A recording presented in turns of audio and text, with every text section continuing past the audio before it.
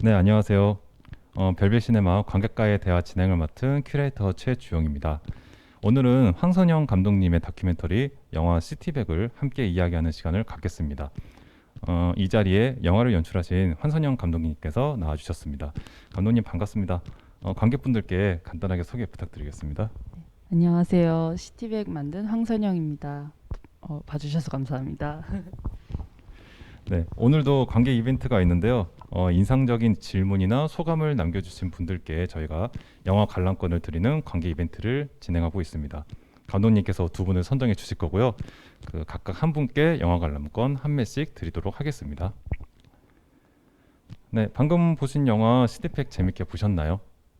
장편도 그렇지만 특히 단편에서 이 다큐멘터리 영화를 접할 기회가 사실 좀 부족한 게 사실이거든요. 그래서 저희 별별 시네마 온라인에서는 극영화뿐만이 아니고 애니메이션이나 오늘 봤던 다큐멘터리 같이 좀 다양한 형식의 영화들을 보여드리려고 그동안 계속 노력을 해왔습니다. 그래서 오랜만에 다큐멘터리 영화로 찾아뵈었고 정말 보석 같은 영화 시티백을 함께 보셨습니다. 흔히 연출자 본인의 이야기 혹은 연출자의 삶이나 일상을 다루는 그런 일상과 관련된 이야기를 담은 다큐멘터리를 흔히 사적 다큐멘터리라고 얘기를 하는데 시티백도 넓은 의미에서는 사적 다큐라고 볼 수 있을 것 같아요. 근데 그렇지만 뭐 10년의 터울을 둔 시대와 사회에 대한 이야기 그리고 모두에게 있음직한 추억에 대한 이야기 등 굉장히 내밀하면서도 동시에 보편적인 것을 아우르는 너무나 인상 깊은 영화였다고 생각이 듭니다. 먼저 제가 첫 질문을 드릴 텐데요. 이 친구 기현이 세상을 떠난 시기가 2009년이었죠? 네, 그리고 영화를 제작하기 시작한 시기는 2018년, 네. 제작 시기는 네. 2018년이라고 하셨는데 거의 10년 가까운 텀이 좀 있었는데 이 영화 시티백이 탄생하게 된 배경이 좀 궁금하거든요. 어떻게 해서 감독님께서 시티백을 만드시게 되신 건지 궁금합니다. 어, 사실 가장 많이 받는 질문인데요. 제가 2009년에 이제 갑작스럽게 이제 기현이의 부고를 듣게 됐어요. 그리고 그때가 그, 어, 그러니까 한 2년 정도 그 친구를 못 봤거든요. 엄청 친한 친구였는데 그래서 조만간에 밥 먹자라고 연락하고 얼마 안 지나서였던 것 같아요. 그리고 그 사고가 초반에는 이제 영화에도 나오지만 뺑소니 사고였어서 어, 그 이제 목격자를 찾고 뭐 어떤 사고 경위가 어떻게 됐는지 뭐 말도 되게 많았고 그러는 과정에서 이제 그 이제 친했던 친구들이 목격 증언을 했을 때 경찰관 아저씨가 이제 그렇게 말씀하셨다고 하더라고요. 뭐 뭐 너네 다 한패 아니냐? 너네 말 어떻게 믿냐? 네, 네, 뭐 그런 얘기도 했다고 들었고 그 되게 그냥 정말 정말 말 그대로 뭐 오토바이 타다가 그렇게 했으면 그렇게 죽을 만한 거 아니야? 이런 식의 시선이 되게 많았던 것 같아요. 그래서 그때 좀 그 응어리가 많이 남아 있었고, 네, 네, 그 감정을 시작으로 언젠가는 이 얘기를 좀 해야겠다. 내 방식대로 좀 내 친구를 기억하고 추모하는 네, 그러다가 2012년에는 한번 이 영화를 만들려고 하다가 제가 너무 감정적이기도 하고 좀 어떻게 만들어야 될지 감도 안 오고 해서 한번 접었던 적이 있었고 그리고 다시 한 2016년쯤에 이제 자려고 누웠는데 주위에 오토바이 소리가 너무 많이 들리는 거예요. 그래서 내 친구가 아직도 살아 있는 것 같다. 그러니까 그리고 그 같은 상황에 있는 사람들이 진짜 많다라는 생각으로부터 다시 네, 이 작업을 시작하게 됐습니다. 지금도 되게 많이 이야기를 할 수밖에 없는 영화인 게 또 코로나를 겪으면서 이제 배달업에 종사하시는 분들이 많아졌잖아요. 근데 그러면서 뭐 약간 혐오랄까? 그런 것들이 너무 만연한 걸 보면서 저런 시각으로밖에 볼 수는 없나. 그리고 사실 그분들이 전부도 아닌데 왜 다 그렇게 일률적으로 그렇게 생각을 해버릴까라는 생각도 좀 들었었거든요. 이 영화가 또 세상에 나왔던 시기가 또 한창 또 코로나 시기였으니까 또 많은 분들이 좀 그런 지점에서 공감한 지점이 있었던 것 같아요. 저도 2009년쯤에 감독님이 겪으신 일과 좀 비슷한 경험이 있거든요. 물론 감독님과의 경험과는 조금 다르지만 되게 친한 후배가 좀 그런 일이 있었는데 네. 제가 그래서 저는 영화를 보고 나서 만약 내가 이 영화 그 일을 가지고 영화를 만든다면 나는 어떻게 찍을까라고 한번 생각을 해본 거예요. 근데 제일 처음 걸리는 게 왜 만들까에 대한 질문은 약간 차치하고서 내가 그 일을 현재 내가 어떤 생각, 어떤 태도로 보고 있지가 제일 먼저 걸리더라고요. 그것이 이제 관객한테 그대로 전달될 테니까. 그래서 감독님도 이거에 대한 아주 비슷한 고민을 뭐 촬영하기 전 혹은 촬영 도중에도 왠지 들으셨을 것 같은데 혹시 어떠셨나요? 음, 일단 제일 처음에 이제 생각했던 거는, 그러니까 이게 오토바이라는 소재로 묶여 있긴 한데 제가 생각했을 때 되게 다수임에도 불구하고, 그러니까 소수자를 제외하고 이 혐오 담론에 좀 취약한 그런 집단이 무엇일까라고 생각했을 때 여성과 청소년이라고 생각했어요. 네. 그 그러니까 아까 잠깐 이제 배달원에 대한 이제 좀 혐오적 시선에 대해서 잠깐 말씀하셨는데, 사실 제가 이 영화를 기획할 때쯤이 이제 다들 좀 배민을 쓰기 시작했던 그런, 그러니까 배민 배달원, 마치 그 쿠팡맨들이 나왔을 때 되게 주목을 받았던 것처럼 그 배민의 그 파란 오토바이와 그런 배달 대행 업체를 보면서 사람들이 되게 신기하다라고 한 지 얼마 안 됐을 시기였거든요. 코로나 이전. 네. 그리고 그 배달 대행 업체에는 청소년들이 진짜 많았어요. 네, 여전히 제가 어릴 때는 이제 치킨집, 뭐 중국집 이런 느낌이었다면, 그래서 이제 제가 생각했던 거는, 다시 질문으로 돌아와서 좀 이 혐오 담론으로부터 이 친구들을 어떻게 좀 조금 다르게 찍어볼 수 있을까? 같이 이제 뭘 좀 해볼 수 있을까? 이런 생각을 가장 많이 고민했었던 것 같고, 그래서 이제 아까 잠깐 이제 시작하기 전에 말씀드렸었는데, 어, 나는 절대 폭주 장면을 내가 직접 촬영하지 않겠다. 네, 그런 예전에 이제 뉴스 장면에서 인서트로 많이 나왔던 그런 장면들은 나는 좀 배제하고 작업을 해보겠다, 이런 생각을 했었습니다. 뭐 아까 저희끼리 있을 때 말씀하시긴 했지만 여기서도 한 번 더 말씀해 주시면 좋을 것 같아요. 왜 그 폭주 장면을 찍지 않았는지에 대해서도. 제일 흔하게 폭주족 이렇게 표현했을 때, 제 개인적으로는, 그리고 이제 이 작업을 준비하면서 이렇게 동년배들하고 얘기를 해보면 제일 먼저 생각나는 게 그거예요. 진짜 마포대교 이런데 경찰들이 막 막아서면은 가서 막 뭐 초코파이 나눠주면서 훈계해서 집에 보내고 이런 장면 있잖아요. 막 그런 뭐 와리가리하고 이런 장면이 제일 먼저 생각이 났었거든요. 그래서 뭐 여전히 그렇게 오토바이 타겠지만 나는 좀 다르게 찍고 싶다. 그러니까 거기서 만들어진 이미지랑은 다른 작업을 하고 싶다. 이런 마음이 제일 컸던 것 같습니다. 네, 지금 관객분들께서 감상평을 좀 올려주셨어요. 제재님께서 감독님의 소중한 기억의 한 페이지를 영화로 나눠주셔서 감사합니다. 덕분에 요즘 청소년들의 목소리까지 들을 수 있어서 좋았습니다. 라고 하셨고요. 누구, 누누님께서 해가 진 후에 청소년 얘기를 담아서인지 저녁의 도로 위 혹은 노을빛의 배경들이 평소였으면 아름다웠을 텐데 영화 속에서는 예쁜 만큼 슬프게 와닿았어요. 네, 그렇게 말씀하셨습니다.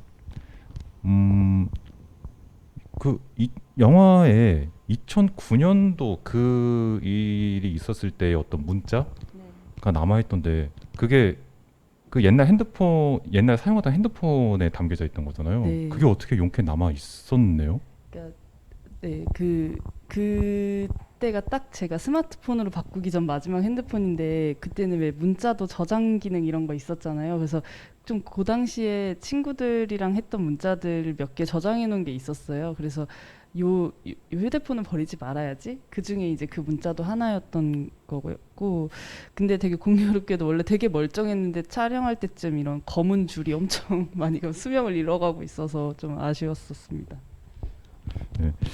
2009년의 일을 다시 회상하는 그때 당시에 일을 아는 사람들의 목소리가 등장하는데 이분들이 직접 출연하시진 않고 목소리로만 등장하게 하신 이유는 뭘까요? 어, 옛날에 뭐 내 친구 오토바이 탔었다? 뭐 나 오토바이 어릴 때 타봤었는데 이런 식으로 좀 이렇게 썰처럼 내려오는 이야기라고 생각했어요. 그리고 뭐 예를 들면 나 아까 그 큐레이터님도 얘기하셨지만 저도 비슷한 얘기가 있었는데요. 이런 식으로 이렇게 되게 지나온 일, 그러니까 좀 형체가 없는 일 같이 느껴졌지만 되게 실제로는 많았던 그런 이야기여서 좀 마치 무전이나 전화 같이 좀 형체 없는 썰처럼 들리면 어떨까라고 생각을 해서 네, 그렇게 넣게 됐습니다. 네, 말씀하신 것처럼 그렇게 그걸 말하는 사람이 직접 나오지 않고 목소리만 나오니까 저도 그냥 친구랑 대화하는 그런 느낌이 들더라고요. 그리고 뭐 그 당시에 저도 약간 좀 비슷한 그런 걸 좀 많이 보기도 했고 그러다 보니까 옛날 얘기하는 느낌도 좀 들고. 근데 이게 분명 옛날 이야기인데 2019년에 그 분들이 나오는데 뭐 분명 물론 세대가 다르다 보니까 부분 조금 생각하는 지점들이 다른 건 있어요. 그런데 또 본질적으로는 다르지 않구나라는 것도 또 느끼고 좀 그게 신기한 경험이었거든요. 근데 이분들은 어떻게 만나게 되신 거예요? 그러니까 처음에는 제가 이것 기획할 때 다른 이제 가출 청소년 쉼터에 가서 그냥 막무가내로 봉사활동을 했어요. 뭐 검정고시 같이 준비한다거나.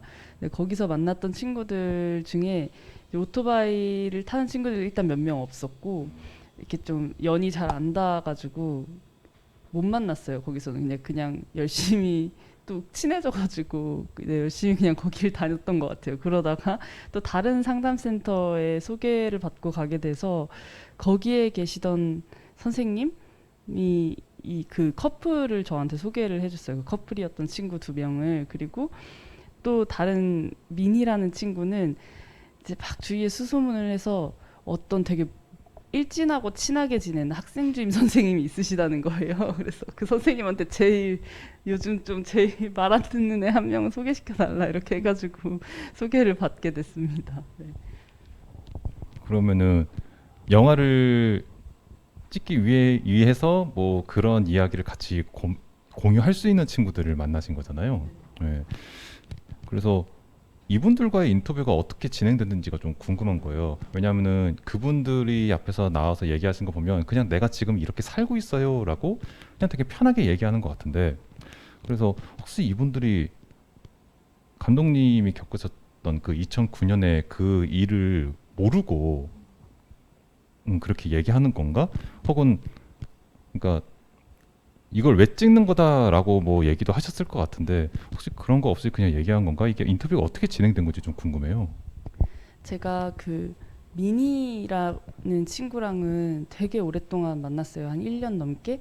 네, 그래서 그 친구랑은 좀 별의별 얘기를 다 하면서 지냈던 것 같아요. 뭐 특히 이제 제일 그 친구의 관심사였던 연애 상담이라든지 이제 그렇게 해서 좀 사전 공유가 좀 많이 됐던 친구가 민이었고 그 다른 친구 둘한테도 이제 수민이랑 재원이한테도 얘기는 다 해줬어요 사전에. 그리고 한 그래도 꽤 많이 만났던 것 같아요. 그 친구들도 몇 개월에 걸쳐서 네 그랬고 그냥 인터뷰 같은 경우에는 갑자기 어느 날 찍자고 했어요. 그러니까 안 그러면 너무 애들이 막 준비도 많이 하고 싶어하고 이렇게 하기 싫어하기도 하고 또 그래가지고 그냥 계속 맨날 카메라 들고 다니면서 다른 것만 하고 안 찍어요? 이러면 오늘은 갈게 하고 집에 갔다가 어느 날 갑자기 이제 약속을 잡아서 딱 찍었죠. 네. 그래서 되게 자연스러웠구나. 뭔가 막 준비하는 그런 느낌도 아니고 되게 그냥 자연스럽게 자신의 캐릭터를 그냥 발산하면서 얘기를 하더라고요. 근데 그 인터뷰 약속 잡는 게 진짜 쉽지가 않거든요. 제가 이거 다른 데서 한번 얘기한 적 있는데 그 약속을 하면은 한 2시간, 3시간 기다리는 게 되게 일상이에요. 그래서 어디야 이러면은 나 지금 뭐 무슨 역에서 앉아 있어 어디야 이렇게 하면 딱 한참 뒤에 뭐 죄송해요 잠들었어요 아니면 뭐 오늘 갑자기 일이 바빠요 이런 식으로. 그래서 이제 이날도 되게 힘들게 오랜만에 약속을 잡은 건데 또 지각을 한 거예요. 그래서 보시면 마지막에 해가 지고 있잖아요. 네네. 그런 네, 소소한 에피소드가 있습니다. 하긴 또 그렇다고 시간 맞추겠다고 반드시 와야 돼 또 그렇게 하면 또 말씀하셨던 것처럼 너무 또 준비하고 긴장하고 될 수 있으니까 그럴 순 없고. 이분들과 지금도 연락하시나요? 네, 근데 코로나 때는 많이 못 만났고, 네, 최근에 했는데 이제 재현이는 올 초에 검정고시를 합격해가지고 합격했다고 연락이 먼저 왔어요. 그리고 이제 다들 성인이 돼서 빨리 술을 먹고 싶어 하는 공식적으로 제가 큰 돈을 들여 술을 사기를 바라면서 연락을 많이 하더라고요. 네. 네. 저는 이 영화가 되게 좋았던 게 그 중립적인 시각 때문에 굉장히 좋았거든요. 근데 그게 어떤 면에서는 뭐 그들을 이용하는 뭐 아무도 뭐 책임지지 않는 사회 그러면서도 은연중에 뻗어 있는 뭐 혐오의 시각 아무튼 그런 것들이 다 있는데 그렇다고 해서 뭐 그들을 마냥 또 되게 감정적으로 이렇게 품는 그런 것도 아니고 어느 정도의 중립적인 시각으로 사건과 그 인물들을 바라보셨어요. 그 관객에게 스스로 생각할 거리를 던진다는 점에서 저는 좋을 수 있는데 한편으로는 이제 그래서 하고 싶은 이야기가 뭘까라는 질문이 나올 수도 있는 거거든요. 근데 그것에 대한 고민이 분명히 있으셨을 것 같아요. 좀 직접적으로 그 그림들이 이렇게 노출되는 거를 좀 피했던 가장 큰 이유는 아까 그 전화 목소리를 쓴 거랑 좀 연결이 돼 있는데, 그러니까 유령같이 잘 보이지 않고 죽어도 그 이름이나 얼굴이 딱히 중요하진 않은 그냥 사람 일, 뭐 오토바이 타던 사람 일, 요 정도의 상황에 있는 친구들을 딱 이렇게 되게 그 보이지 않는 느낌으로 계속 겉돌게 찍고 싶었던 것 같아요. 근데 그게 잘 표현이 됐는지는 잘 모르겠는데, 그리고 그 시절은 누구에게나 또 있었던 것 같고, 꼭 오토바이가 아니더라도, 네, 그래서 좀 제 얘기도 많이 했고, 네, 계속 그 뭔가 겉돌고 좀 집에 가는 길이 헛헛하고 막 해지면 좀 기분이 이상해졌던 딱 그 어릴 때 그 시절에 되게 그 알 수 없는 네, 겉도는 느낌을 만들어 보려고 좀 시도를 많이 했습니다. 네. 인터뷰 장면 말고 여러 풍경들도 나오는데 그런 풍경에서 방금 감독님이 말씀하셨던 그런 정서들이 되게 느껴져요. 뭐 그냥 무심코 뭐 놀이터 같은 데서 멍하니 앉아 있을 때 봤던 풍경이라든가 그냥 학교에서도 멍 때릴 때 바로 보는 풍경이라든가 그리고 길도 나오잖아요. 그러니까 그런 풍경들 때문에 그런 감정들이 간접적으로 이렇게 느껴지는 것 같더라고요. 제재님이 지금 질문을 하나 해주셨는데 다큐멘터리의 특성상 항상 나오는 질문 중에 하나인 것 같아요. 이게 다큐멘터리로 처음 제작할 때 생각하신 방향과 촬영하면서 달라지신 게 있으신가요? 라고 질문해 주셨습니다. 그 사실은 어, 그러니까 제 분량, 그러니까 그 분량을 굳이 세 가지로 나눈다면 이제 제가 있고 2009년이 있고 2019년이 있잖아요. 근데 이제 그렇게 좀 비율상 제 얘기가 많아질 줄은 몰랐었던 것 같아요. 그리고 제가 좀 하고 싶었던 게 그 2019년에 얼굴들을 찍을 때 아까도 말씀드렸다시피 그 폭주 장면을 제가 직접 안 찍는 대신에 계속 일회용 카메라를 주면서 이제 너희가 너희 거를 찍어왔으면 좋겠다. 그리고 여기 이제 이 카메라에 있는 소스는 그러니까 사진은 다 내가 쓰는 걸로 약속을 하자. 써도 되는 걸로. 그러니까 내가 써도 되는 것만 찍어다 줬으면 좋겠다. 된다고 생각하는 것만 이렇게 약속을 했었는데 그 자꾸 카메라를 열어요.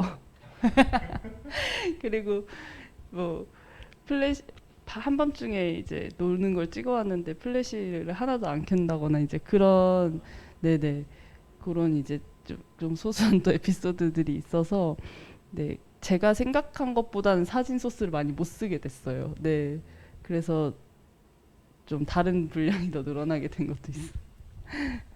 그러면 오프닝 그 타이틀 컷에 네. 그 오토바이 달리는 거를 뒤에서 아, 찍는 거 있잖아요. 네. 그거는 누가 찍은 거예요? 아, 그 소스는 또 저의 다른 오토바이 즐겨 타는 선배가 준 거고, 그 중간중간 계속 주행 장면 같은 경우에는 그 보시면 필름 사진 중에 친구들이 찍은 사진도 있고, 그 흑백 사진은 제가 이 작업 처음 기획할 때 배달 노동 그 조합원에 연락을 드려가지고, 마침 사진을 하는 친구인데 배달로 생계를 유지하고 있는 저랑 동갑인 친구를 소개받게 됐어요. 그래서 이제 그 친구가 계속 배달을 그 당시에 제가 기억하는 동안 고프로를 하나 같이 사가지고 매일매일 이걸 달고 다녀줬어요. 그래서 네, 그렇게 얻게 됐어요.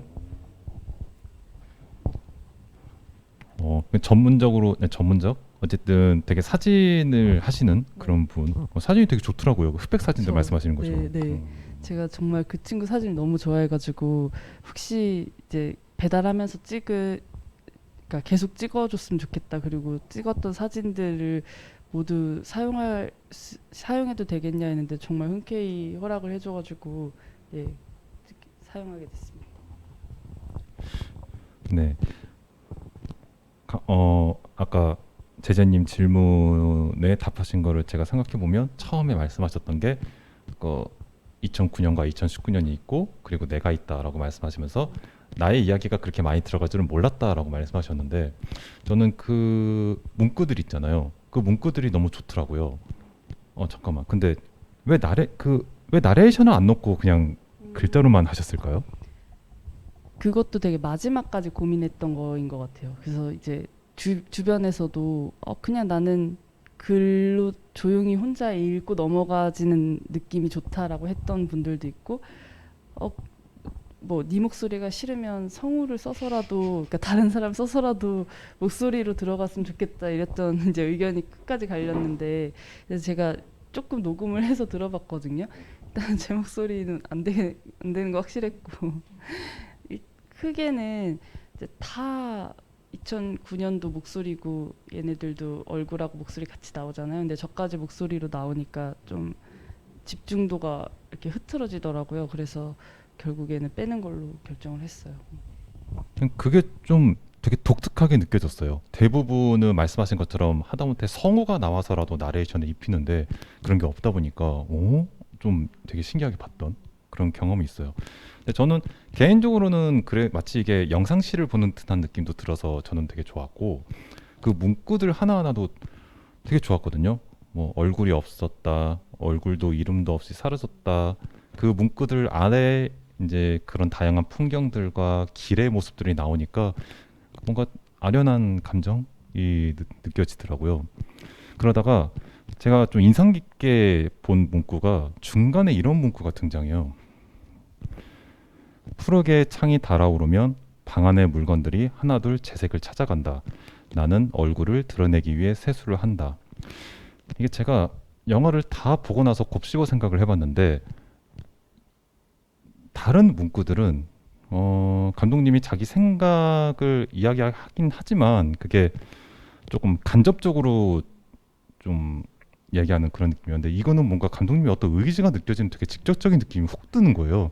그래서 이거는 뭔가 이 문구를 통해 감독님이 얘기하고 싶은 게 있을 것 같다라는 생각이 좀 들었거든요. 이 말씀해주신 분은 처음 만났는데 이걸 제일 먼저 쓰고 나머지 글을 다 썼거든요. 네, 근데 뭐 엄청난 의도가 있다기보다는 그냥 그 계속 등장하는 것들이 이제 다들 뭘 하면 밤에 하잖아요. 그리고 제일 좀 내 얼굴이나 내 존재는 잘 드러나지 않지만 제일 자유로운 시간을 지나서 뭔가 다시 어떤 얼굴을 드러내고 그러니까 얼굴을 드러내면서 결국에는 누군가한테 인정을 받거나 누군가가 요구하는 뭔가를 해야 한다거나, 뭐 그게 단순히 학교를 가는 행위일 수도 있고 혹은 다른 규제나 규범으로부터일 수도 있고, 네, 그런 낮으로 돌아가는, 네, 그 딱 경계의 시간이라고 생각해서 아침이, 네네, 좀 그거에 대한 좀 막연한 두려움, 그 당시에 느꼈던 그런 것들을 좀 표현하고 싶었어요. 제가 느꼈던 거하고도 비슷하긴 하네요. 그러니까 뭔가 전체적으로 이렇게 문구들이 감독님이 자기 이야기와 자기 생각을 말씀하시면서도 또 그걸 너무 직접적으로 느껴지지 않게 그 고민한 느낌도 되게 많이 들어요. 실제로 극영화 하시는 분들도 나레이션 같은 거 쓸 때 굉장히 많이 고민하시면서 하시거든요. 아마 그 문구들도 그런 많은 고민들이 있으셨겠죠? 사실 그러니까 좀 조금 시간이 지나고 나서는 좀 수정하고 싶거나 이제 빼고 싶거나 이런 것들도 이제 생기긴 하는데, 네, 뭐 또 너무 추상적이어서 싫어하시는 분들 되게 많아요. 이렇게 들어보면은 영화 이제 잘 봤냐 이런 얘기 친구들이랑 하면은 뭐 그건 좀 싫더라 뭐 이러면서 근데 무슨 말인지 잘 알 것 같아요. 네. 네. 지금 관객분들께서 소감을 말씀해 주셨는데 아까 얘기됐던 여러 부분에 있어서 말씀을 주신 것 같아요. 뭐 제재님이 일회용 카메라와 고프로로 촬영됐다는 얘기를 들으니 흥미롭다라고 말씀하셨고 누누님께서 저도 오히려 그런 느낌이 좋았어요. 책 같았어요라고 말씀하시는 건 아까 그 나레이션이 아니라 예. 그리고 또 제자님께서 세상에서 얼굴도 이름도 사라졌는데 세수한다는 표현이 그 얼굴과 이름을 찾아주는 느낌이 들어요. 되게 멋있다. 음, 네. 시간이 거의 다 돼서 제가 드리는 마지막 질문입니다. 이 영화에서 감독님이 가장 애정하시는 장면이 있다면 어떤 걸까요? 어, 사실 되게 소소하지만 그 2019년에 친구들이 이제 마지막에 뭐 연애 얘기하고 근데 뭐 수학 점수 얘기하고 이런 장면을 그러니까 다들 내용상 크게 필요하지 않고 또뭐 엄청 이 친구들의 캐릭터를 보여주기에 엄청 또 되게 사적이거나 더 뭐 우리가 몰랐던 얘기를 하거나 그런 장면은 아니지만 제가 좋아하는 장면이고요. 그리고 개인적으로 좀 의미를 뒀던 장면은 마지막에 이제 도로에 기현이의 이름을 넣어주고 차가 오기 전에 없애주는 네 거기에 그렇게 꼭 해주고 싶었어서 그렇게 만들었습니다. 그 엔딩 크레딧 장면이 저도 되게 이 영화의 먹먹한 느낌을 마지막에 제대로 보여주는 그런 느낌이었는데 음, 처음부터 염두하고 그 장면을 촬영하셨나요? 아니면 촬영하고 나니까 그렇게 아이디어가 생기신 건지? 찍었던 거는 아니었어요. 근데 이제 어떤 그런 긴 소스들을 다 오래오래 찍다 보니까 그렇게 하고 싶긴 했어요. 그러니까 엔딩 크레딧 때도 영상이 나갔으면 좋겠다는 생각으로 이제 길게 찍어놓은 몇몇 소스들이 있었는데 네 나중에 네, 너무 처음부터 끝까지 정말 너무나 좋았던 영화였던 것 같습니다. 하루님께서 또 마지막에 감상평 한 번 또 말씀 주셨습니다. 엔딩 장면이 마음에 많이 남습니다. 잘 봤습니다.라고 말씀해 주셨습니다. 네, 저희가 이제 아까 말씀드렸던 관객 이벤트 시간을 가질 건데요. 사실 정해진 것 같은데 그래도 어떻게 하다 보니까 세 분이 돼서 감독님께서 두 분 말씀해 주시면 좋을 것 같아요. 하루님 감사합니다. 그리고 그래도 제일 계속 질문해주시고 소감 써주신 제재님이랑 누누님 네 두 분 네, 감사합니다. 네, 제자님과 누누님 저희가 영화 관람권 한 매씩 드리도록 하겠습니다. 그래도 이거는 또 여쭤봐야지. 감독님 혹시 이후에 또 작품 계획이 있으신지? 계속 이제 작업을 지속하는 사람이고 싶은데 이제 네 그 꾸준히 엉덩이를 붙이는 네 습관과 또 생계 유지 병행하려고 이제 올해 초에 퇴사를 하고 좀 습관을 들이고자 노력하는 중에 있고 내년에는 좀 다른 작업을 꼭 제대로 시작을 하려고 계속 기획 작업을 하고 있습니다. 네, 응원하겠습니다. 네, 오늘 보신 영화 시티백은 인천영상위원회 홈페이지에서도 앞으로 일주일간 더 관람이 가능하시고요. 영화를 다시 보고 싶으신 관객분들께선 인천영상위원회 홈페이지를 방문해 주시기 바라겠습니다. 뿐만 아니라 제가 홍보 아닌 홍보를 하자면 인천영상위원회 홈페이지 가시면 볼거리가 굉장히 많아요. 뭐 영상위원회에서 제작 지원한 단편 영화들도 있고 또 그 밖에 여러 컨셉의 흥미로운 영상들도 있으니까 뭐 조금 놀러 간다는 기분으로 가볍게 한번 들려주시면 감사하겠습니다. 네, 제재님이 마지막으로 한마디 더 해주셨네요. 오늘 하루의 마무리를 마음이 먹먹해진 만큼 좋은 영화로 할 수 있어서 감사합니다. 응원합니다. 그리고 누누님이 네, 퇴사는 또 다른 시작이니까요. 감독님 응원할게요 라고 말씀해 주셨습니다. 아, 진짜 감사합니다. 네, 방금 보신 관객과의 대화도 인천영상위원회 유튜브 채널에 업로드될 예정이니까요. 또 다시 듣고 싶으신 분들은 유튜브 채널을 방문해 주시고 채널 구독도 부탁드리겠습니다. 그럼 영화 시티백 관객과의 대화를 마치겠습니다. 시청해 주신 여러분들 감사드리고요. 함께 해주신 황선영 감독님께도 감사드립니다. 감사합니다. 네, 저희는 2주 뒤에 다시 찾아뵙겠습니다. 안녕히 계세요.